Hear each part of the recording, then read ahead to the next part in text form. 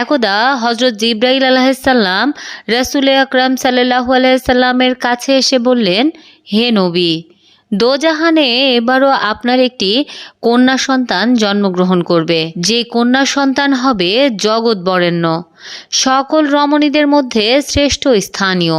অতঃপর জিব্রাইল আলাইহিসসালাম রাসূল আকরাম সাল্লাল্লাহু আলাইহি সাল্লামের হাতে একটি মেওয়া দিয়ে বললেন, হে আল্লাহর রসুল, আপনি এই মেওয়াটি ভক্ষণ করুন।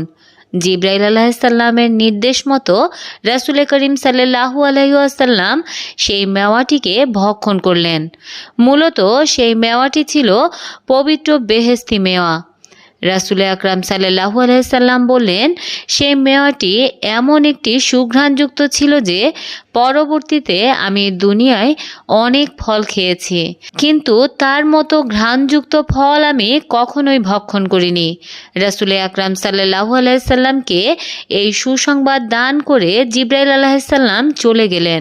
এর কিছুদিনের মধ্যেই হযরত ফাতেমা রাদিয়াল্লাহু তাআলা আনহু তার মায়ের জঠরে স্থান নিলেন। যেদিন হযরত ফাতেমা রাদিয়াল্লাহু তাআলা আনহা এই দুনিয়ার জমিনে আগমন করবেন, সেদিন হঠাৎ করে তার মাতা খাদিজা রাদিয়াল্লাহু তাআলা আনহু এর প্রসব বেদনা আরম্ভ হয়ে গেল, কিন্তু তাকে তখন সেই গৃহে সাহায্য করার জন্য কোনো স্ত্রীলোক ছিল না।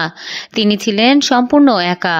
তারপর খাদিজা রাদিয়াল্লাহু তাআলা আনহা তার একজন দাসীকে তার প্রতিবেশী আত্মীয় স্বজনদের কাছে পাঠালেন, যাতে তারা তার কাছে এসে তাকে সাহায্য করেন। সেই দাসী হযরত খাদিজা রাদিয়াল্লাহু তাআলা আনহু এর আত্মীয়দের কাছে গিয়ে বললেন, হে খাদিজার আত্মীয়রা, খাদিজার অনেক প্রসব বেদনা উঠেছে। তিনি আমাকে পাঠিয়েছেন যাতে আপনারা তার সাহায্যে এগিয়ে আসেন। তখন তারা সেই দাসীকে উত্তর দিল, আমরা খাদিজার সাহায্য কখনোই এগিয়ে যাব না। আরবের কত ধনবান ও শিক্ষিত যুবক তাকে বিবাহ করতে চেয়েছিল, কিন্তু সে সকল প্রস্তাব প্রত্যাখ্যান করে শেষ পর্যন্ত একজন অশিক্ষিত ও দরিদ্র যুবক মোহাম্মদকে পতি হিসেবে গ্রহণ করল। তার এই কর্মকাণ্ডে আমাদের বংশের মর্যাদা শেষ হয়ে গেছে। সে আমাদের মুখে চুনকালি মাখিয়ে দিয়েছে। শুধু এতটুকুই করে ক্ষান্ত হয়নি, এরপরে সে অশিক্ষিত যুবক মোহাম্মদের ধর্ম গ্রহণ করেছে। সে পুনরায় আমাদেরকে লজ্জিত ও অপমানিত করেছে। এমতাবস্থায় তার সাথে আমাদের কোনো সম্পর্কই থাকতে পারে না। অতঃপর খাদিজা রাদিয়াল্লাহু তাআলা আনহু এর দাসী তাদের কাছ থেকে নিরাশ হয়ে ফিরে আসলেন এবং তিনি তার মনিবের কাছে এসে বললেন, হে মনিব, আপনার আত্মীয় স্বজনরা কেউ আপনাকে সাহায্য করতে আসতে রাজি নয়। দাসের কথা শুনে হযরত খাদিজা রাদিয়াল্লাহু তাআলা আনহু বললেন, আমার সাহায্যে এগিয়ে না আসলেও মহান প্রভু আল্লাহ তাআলা অবশ্যই আমাকে সাহায্য করবেন, আর আমি তার সাহায্যের উপরে ভরসা করি। তিনি ইচ্ছা করলে আমাকে অসীম বিপদ থেকে রক্ষা করতে পারেন, আবার ইচ্ছা করলে আমাকে অসীম বিপদে ফেলে দিতে পারেন। অতঃপর খাদিজা রাদিয়াল্লাহু তাআলা আনহা একাই সেই ঘরের মধ্যে রয়ে গেলেন। এর কিছুক্ষণ পরে তিনি দেখতে পেলেন তার ঘরে একটি অপূর্ব আলোর ছটা প্রকাশিত হয়েছে। সেই আলোয় স্তিমিত হতেই তিনি দেখতে পেলেন চারজন অপূর্ব জ্যোতিষ্ময় রমণী তার সামনে দণ্ডায়মান রয়েছেন। তিনি তাদেরকে দেখে অত্যন্ত অবাক হয়ে গেলেন, কারণ তিনি তাদেরকে ইতিপূর্বে আর কোনোদিনই দেখেননি। অতঃপর তিনি অত্যন্ত ভীত হয়ে তাদেরকে জিজ্ঞাসা করলেন, হে রমণীগণ, আপনারা কারা? কি উদ্দেশ্যে এখানে এসেছেন? তারা হযরত খাদিজা রাদিয়াল্লাহু তাআলা আনহুকে অভয় দিয়ে বললেন, আপনার কোনো ভয় নেই, আপনি ভয় পাবেন না।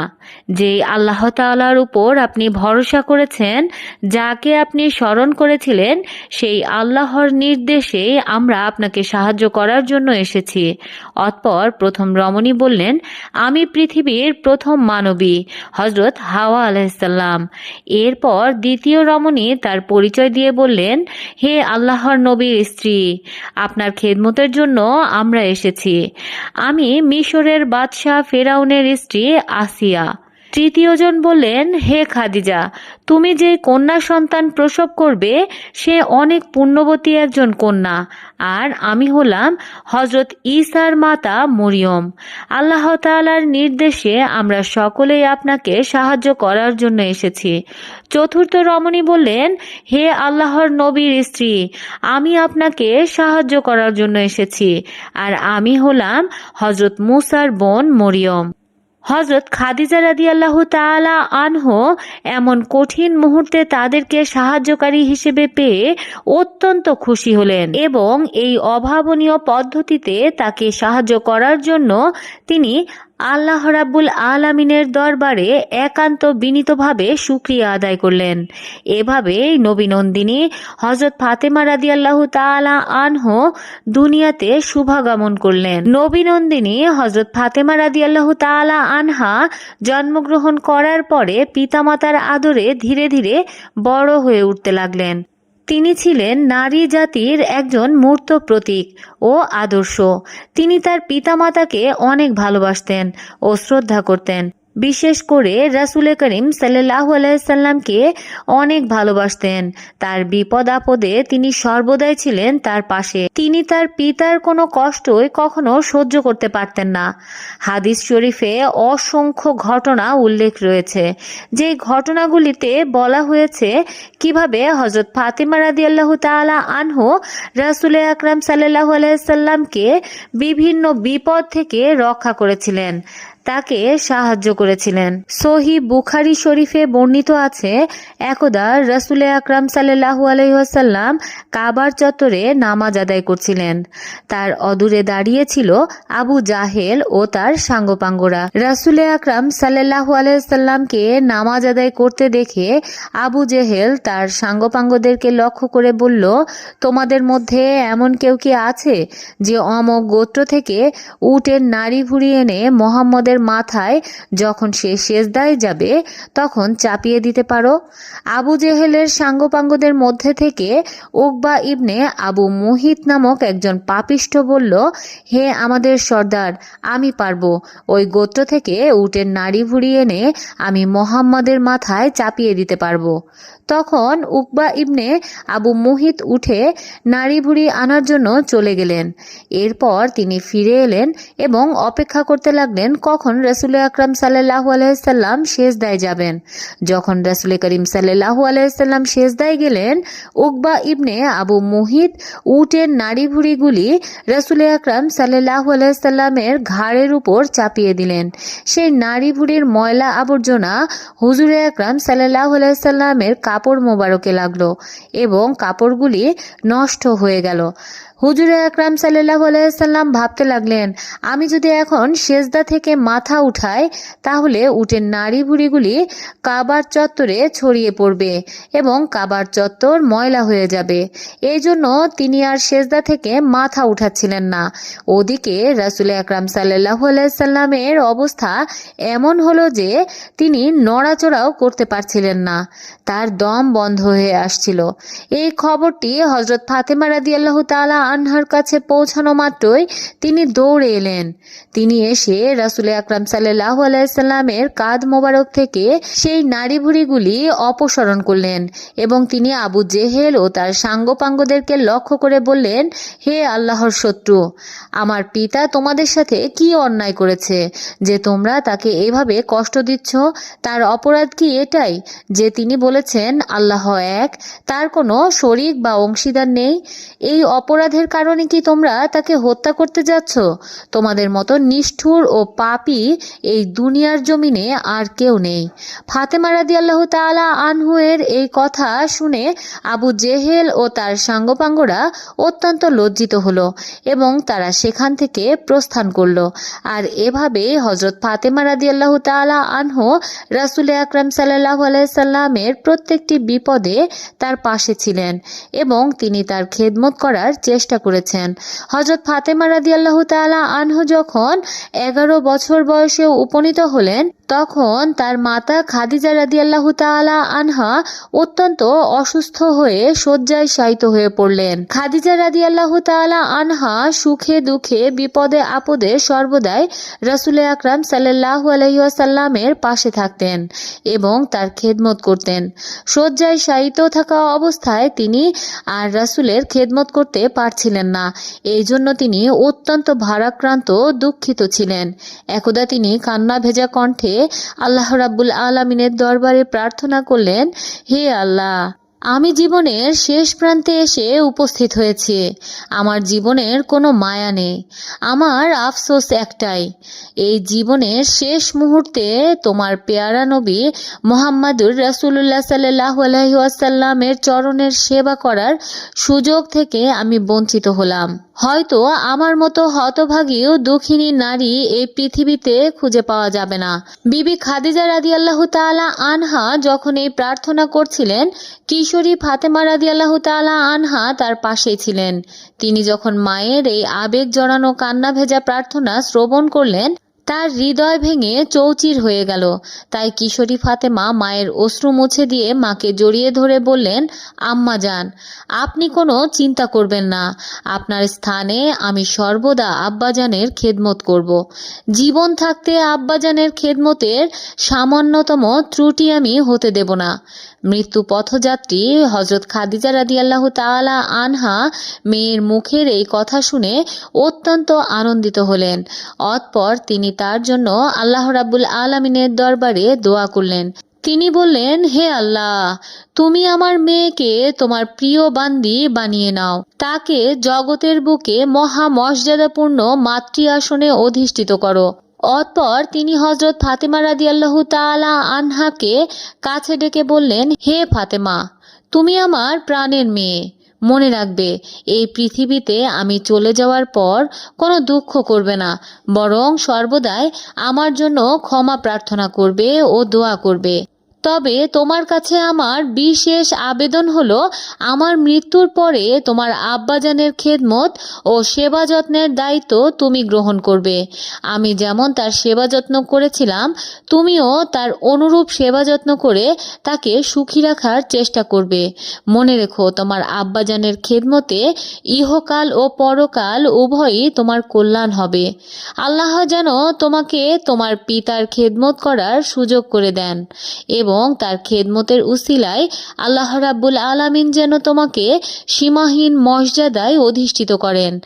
আর এভাবে হযরত খাদিজা রাদিয়াল্লাহু তাআলা আনহা এই দুনিয়া থেকে চির বিদায় গ্রহণ করলেন।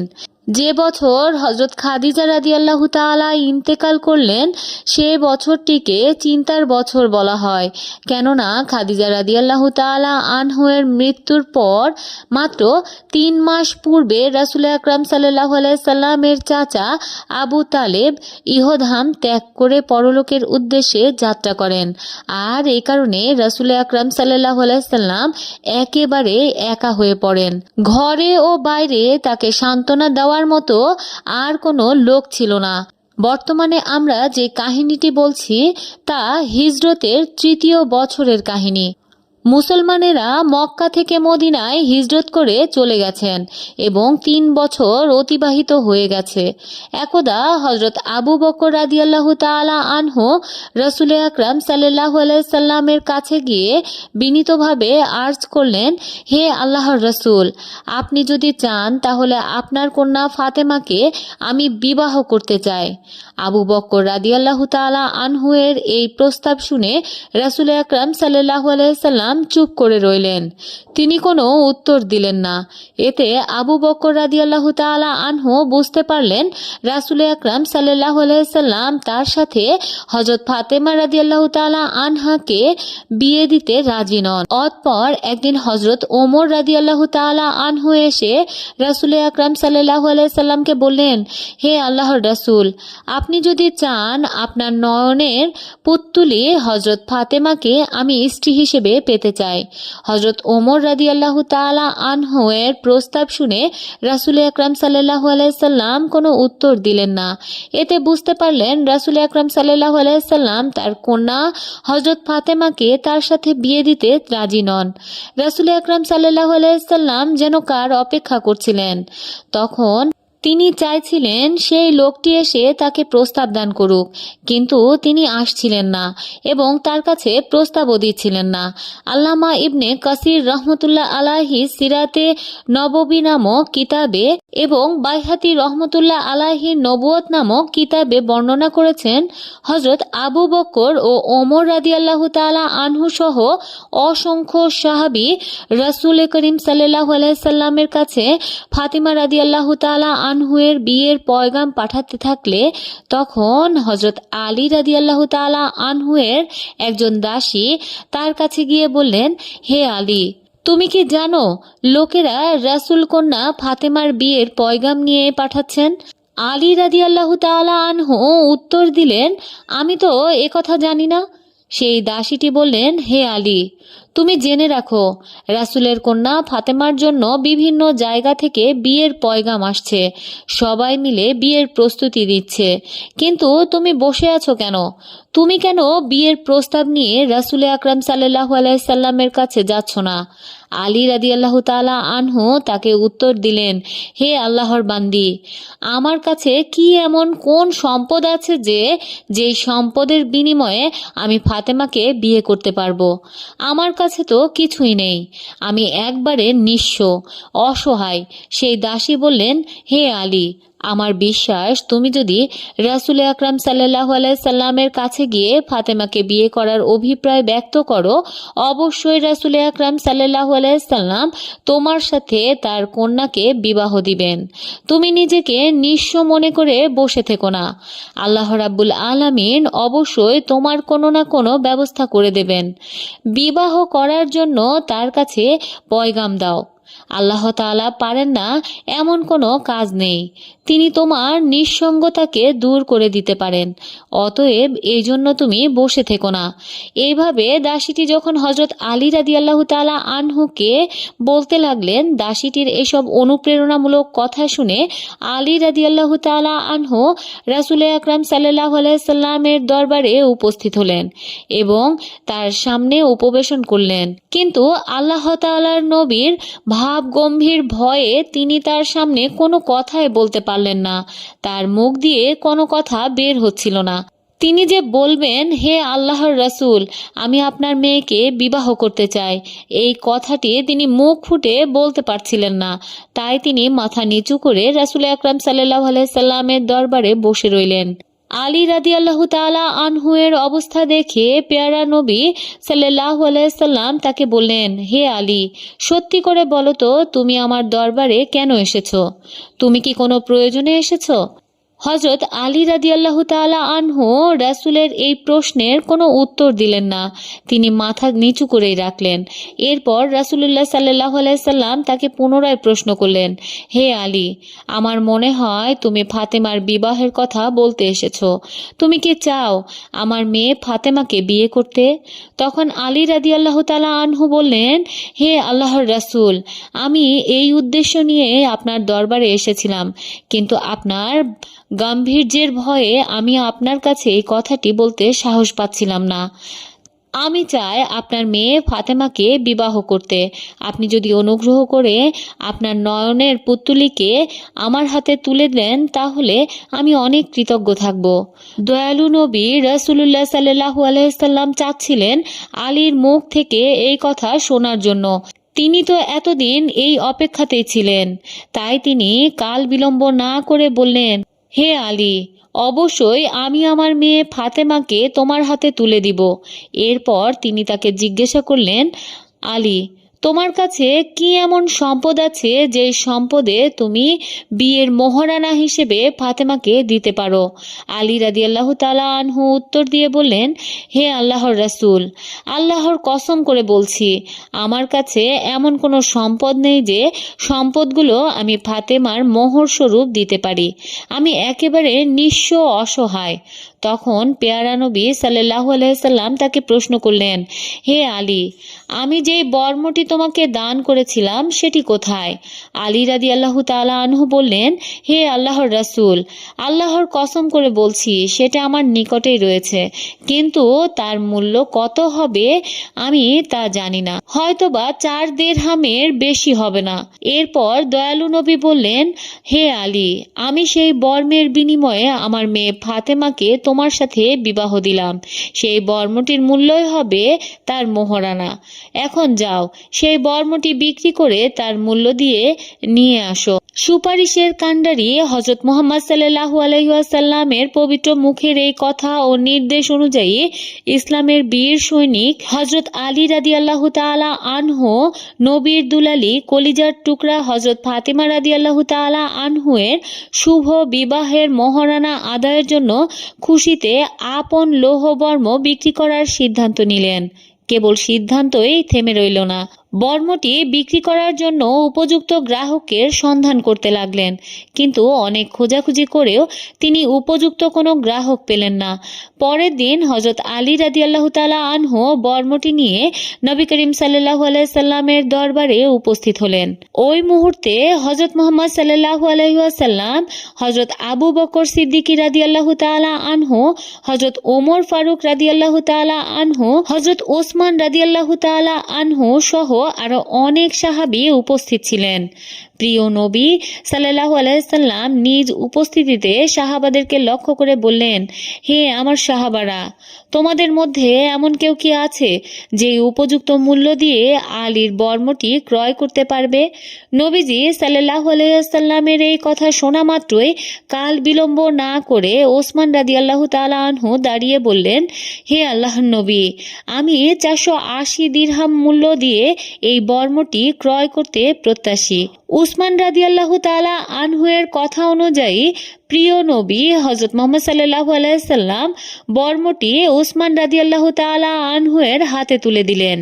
উসমান রাদিয়াল্লাহু তাআলা আনহু মনের খুশিতে 480 দিরহামে বর্মটি কিনে নিলেন এবং এই অর্থে প্রিয় নবী সাল্লাল্লাহু আলাইহি ওয়াসাল্লামের সামনে রাখলেন এবং নবী টাকা নিয়ে হযরত আলী রাদিয়াল্লাহু তাআলা আনহু এর হাতে দিলেন। এদিকে হযরত ওসমান রাদিয়াল্লাহু তাআলা আনহু এমন আনন্দের মুহূর্তে অত্যন্ত খুশি হয়ে আলী রাদিয়াল্লাহু তাআলা আনহুকে সেই বর্মটি আল্লাহর রাস্তায় জিহাদ করার জন্য দান করে দিলেন।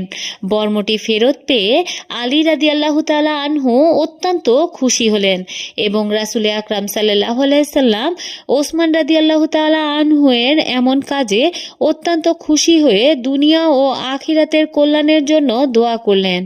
এরপর হুজুরে আকরাম সাল্লাল্লাহু আলাইহি সাল্লাম মিম্বরে দাঁড়িয়ে নিজেই বিবাহর খুতবা পাঠ করলেন। প্রিয় নবী উপস্থিত সাহাবীদেরকে লক্ষ্য করে বললেন, তোমরা সকলে জেনে রাখো এবং সাক্ষী থাকো, আমি 480 দেনমোহরের বিনিময়ে হযরত আলী ইবনে আবি তালিবের কাছে আমার কন্যা ফাতেমাকে বিবাহ দিচ্ছি। এরপরে শেরে খোদা হযরত আলী রাদিয়াল্লাহু তাআলা আনহুকে সম্বোধন করে বললেন, হে আলী, আমি আমার কন্যা ফাতেমাতুজ জোহরাকে 480 দিরহামের বিনিময়ে তোমার সঙ্গে বিবাহ দিচ্ছি, তুমি কি এতে সম্মতি রয়েছ? হযরত আলী রাদিয়াল্লাহু তাআলা আনহু আদবের সঙ্গে উত্তর দিলেন, রাসূলুল্লাহ, আলহামদুলিল্লাহ, আমি এই বিবাহ কবুল করলাম। রাসূলুল্লাহ সাল্লাল্লাহু আলাইহি সাল্লাম উপস্থিত মেহমানদেরকে নিয়ে আল্লাহ তাআলার দরবারে আবেগ জড়ানো কণ্ঠে প্রার্থনা করলেন এবং দম্পতি সুখী হওয়ার জন্য দোয়া করলেন। আর এভাবে হযরত আলী রাদিয়াল্লাহু তাআলা আনহু এর সাথে হযরত ফাতেমা রাদিয়াল্লাহু তাআলা আনহা এর বিবাহ সংগঠিত হয়ে গেল। পূর্বে বলা হয়েছিল হযরত আলী রাদিয়াল্লাহু তাআলা আনহু অনেক দরিদ্র ছিলেন। নবীজির আদরের দুলালী হযরত ফাতেমা রাদিয়াল্লাহু তাআলা আনহা তার গরিব স্বামীর বাড়িতে এসে অনেক কষ্ট করে তার স্বামীর বাড়ির সকল কাজ নিজের হাতেই করতেন। স্বামীর গৃহে যাতা চালাতে চালাতে তার হাতে দাগ পড়ে গিয়েছিল। পানির কলস বহন করতে করতে তার কোমরে দাগ পড়ে গিয়েছিল। ঘর বাড়ি পরিষ্কার পরিচ্ছন্ন রাখতে গিয়ে পরিধেয় কাপড় চোপড় সর্বদা ময়লাযুক্ত হয়ে থাকত।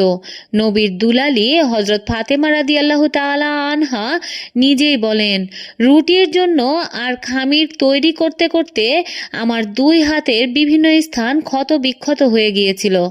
এমন কঠিন দুঃখ কষ্টের মধ্যে দিয়ে তার সাংসারিক জীবন অতিবাহিত হচ্ছিল। এমন মুহূর্তে শেরে খোদা হজরত আলী রাদিয়াল্লাহু তাআলা আনহু জানতে পারলেন যে মুসলমানদের হাতে যুদ্ধবন্দী হয়ে অনেক দাস দাসী এসেছে। এই সংবাদ পাওয়া মাত্রই হজরত আলী রাদিয়াল্লাহু তাআলা আনহু নবীর দুলালি হজরত ফাতেমা রাদিয়াল্লাহু তাআলা আনহুর কাছে গিয়ে বললেন, হে ফাতেমা, আমি জানতে পেরেছি যুদ্ধবন্দী হয়ে অনেক দাসী ও বান্দী এসেছে। তুমি তো সাংসারিক কাজে সর্বদাই একা একা অনেক কষ্ট করো। তোমার সাংসারিক কাজে সহায়তা করার জন্য তুমি একজন দাসী নিয়ে এসো। আমার একান্ত বিশ্বাস তোমাকে যেভাবে রাসূলুল্লাহ সাল্লাল্লাহু আলাইহি সাল্লাম ভালোবাসেন, স্নেহ করেন এবং তোমার জন্য তার মনে যে দয়া মায়া রয়েছে, তুমি কোনো দাসী চাইলে তিনি তোমার আবেদন ফেরত দেবেন না। অবশ্যই তিনি তোমাকে দাসী দান করবেন। হযরত আলী রাদিয়াল্লাহু তাআলা আনহু এর এসব কথা শুনে হযরত ফাতেমা রাদিয়াল্লাহু তাআলা আনহা রাসূল করিম সাল্লাল্লাহু আলাইহি সাল্লামের দরবারে উপস্থিত হলেন ঠিকই, কিন্তু অতিশয় নাজুক অবস্থা। রাসূল করিম সাল্লাল্লাহু আলাইহি সাল্লামের কাছে কিছুই বলার সাহস পেলেন না। রাসূল আকরাম সাল্লাল্লাহু আলাইহি সাল্লাম আদরের দুলালি হযরত ফাতেমা রাদিয়াল্লাহু তাআলা আনহাকে উপস্থিত হতে দেখে জিজ্ঞাসা করলেন, হে ফাতেমা, তুমি কেন আমার দরবারে এসেছো? তোমার কি কোনো কিছুর প্রয়োজন রয়েছে? রাসূল আকরাম সাল্লাল্লাহু আলাইহি সাল্লামের এই কথার জবাবে ফাতেমা রাদিয়াল্লাহু তাআলা আনহু আসল কারণটি না বলে তিনি বললেন, আব্বা জান, আমি কেবল আপনার সাথে দেখা করার জন্য আপনার দরবারে এসেছিলাম। এই বলেই হযরত ফাতেমা রাদিয়াল্লাহু তাআলা আনহা নিজের বাড়িতে ফিরে আসলেন। আলী রাদিয়াল্লাহু তাআলা আনহু যখন দেখলেন ফাতেমা রাদিয়াল্লাহু তাআলা আনহা কোনো দাসী নিয়ে আসেননি, তিনি তখন বুঝতে পারলেন হযরত ফাতেমা রাদিয়াল্লাহু তাআলা আনহু রাসূল আকরাম সাল্লাল্লাহু আলাইহি সাল্লামের কাছে দাসীর আবেদন করেননি।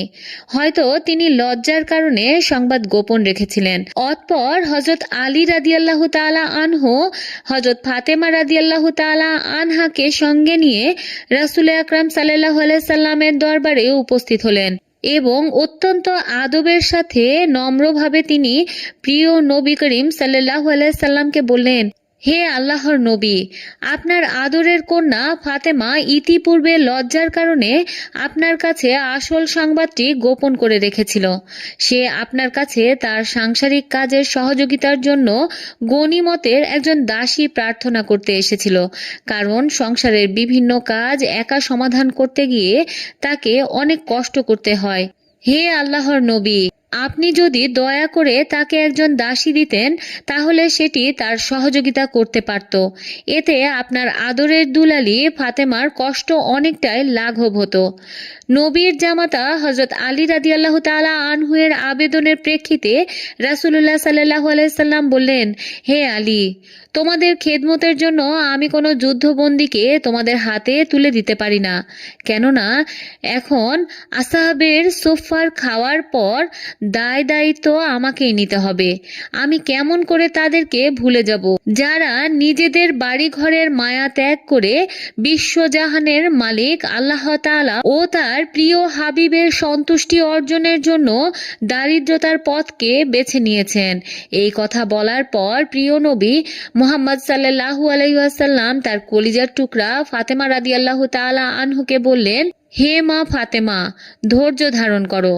প্রিয় নবী সাল্লাল্লাহু আলাইহি সাল্লামের প্রিয় কথা বলে তাদের হৃদয় পটে অঙ্কিত করে স্বামী ও স্ত্রী একত্রেই তাদের বাসস্থানে ফিরে আসলেন। দিন কেটে রাত্রি আসলো।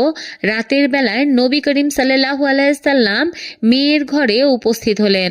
হযরত ফাতেমা রাদিয়াল্লাহু তাআলা আনহু প্রিয় নবী হযরত মুহাম্মদ সাল্লাল্লাহু আলাইহি সাল্লামকে দেখে বসার স্থান করে দিলেন। তখন আল্লাহর হাবিব প্রিয় নবী সাল্লাল্লাহু আলাইহি সাল্লাম বললেন, হে আলী ও ফাতেমা, আমার নিকট তোমরা যেই দাবি করেছিলে তার তুলনায় অনেক উত্তম জিনিস আমি যদি তোমাদেরকে প্রদান করি, সেই জিনিস নিতে তোমরা কি রাজি আছো?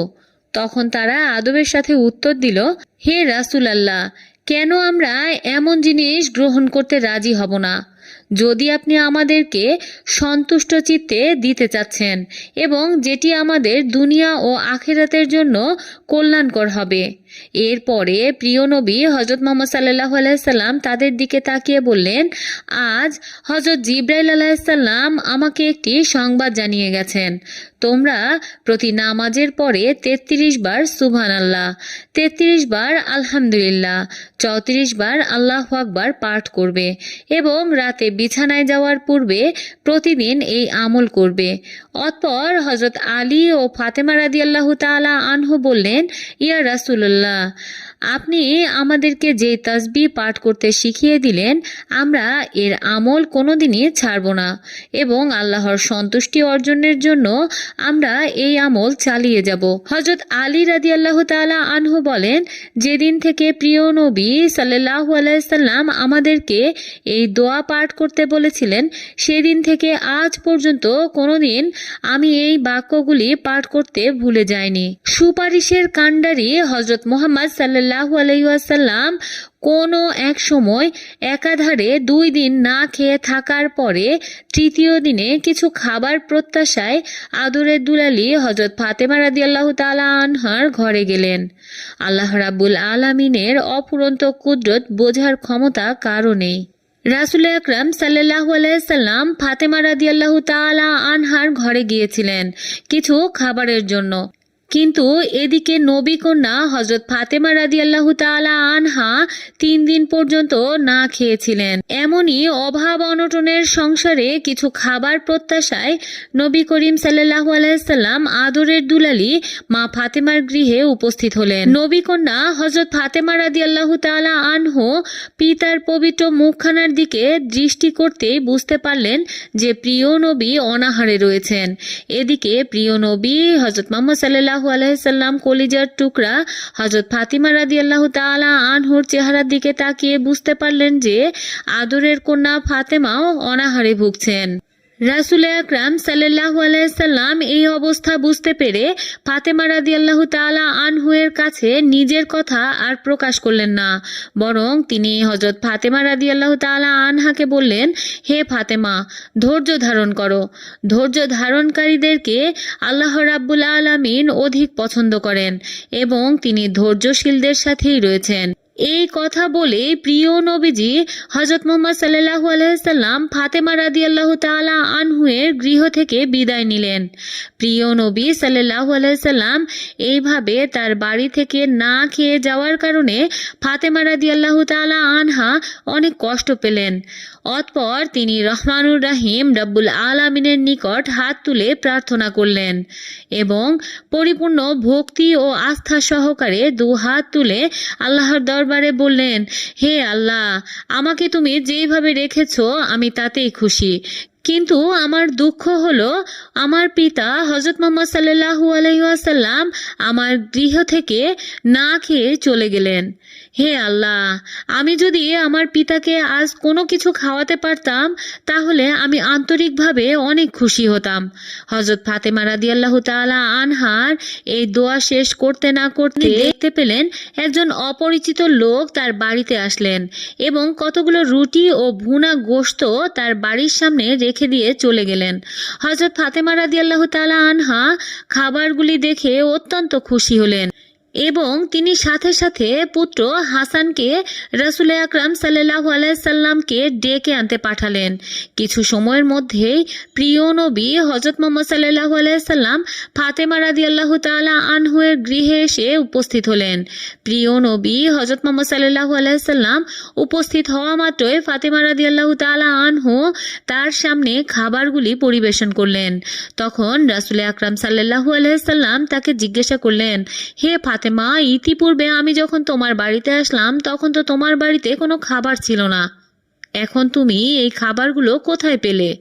তখন নবী কন্যা হযরত ফাতেমা রাদিয়াল্লাহু তাআলা আনহা জবাব দিলেন, হে আল্লাহর নবী, আপনি চলে যাওয়ার পরে আমি আল্লাহ রাব্বুল আলামিনের দরবারে দোয়া করেছিলাম। দোয়া শেষ হতে না হতে আমি দেখতে পেলাম একজন অপরিচিত লোক এসে কতগুলো রুটি ও ভুনা গোশত দিয়ে আমার বাড়ির সামনে রেখে চলে গেলেন। তখন প্রিয় নবী হযরত মুহাম্মদ সাল্লাল্লাহু আলাইহি সাল্লাম বললেন, সকল প্রশংসা সেই আল্লাহ রাব্বুল আলামিনের। এই খাবারগুলি সেই খাবার যেখান থেকে হযরত ঈসা আলাইহিস সালামের মাতা বিবি মরিয়মের জন্য খাবার আসতো। এগুলি বেহেশতের বরকতময় খাবার। অতঃপর প্রিয় নবী হযরত মুহাম্মদ সাল্লাল্লাহু আলাইহি সাল্লাম হযরত ফাতিমা রাদিয়াল্লাহু তাআলা আনহা তার পরিবারের সকলকে নিয়ে খাবারগুলো অত্যন্ত তৃপ্তি সহকারে ভক্ষণ করলেন। আর এভাবে হযরত ফাতিমা রাদিয়াল্লাহু তাআলা আনহা মহান আল্লাহ রাব্বুল আলামিনের উপর আস্থা ভরসা অর্জন করার প্রতিফল লাভ করলেন। প্রিয় দর্শক, এই ছিল নবী দুলালী হযরত ফাতেমা রাদিয়াল্লাহু তাআলা আনহার জীবনের কিছু চিত্র।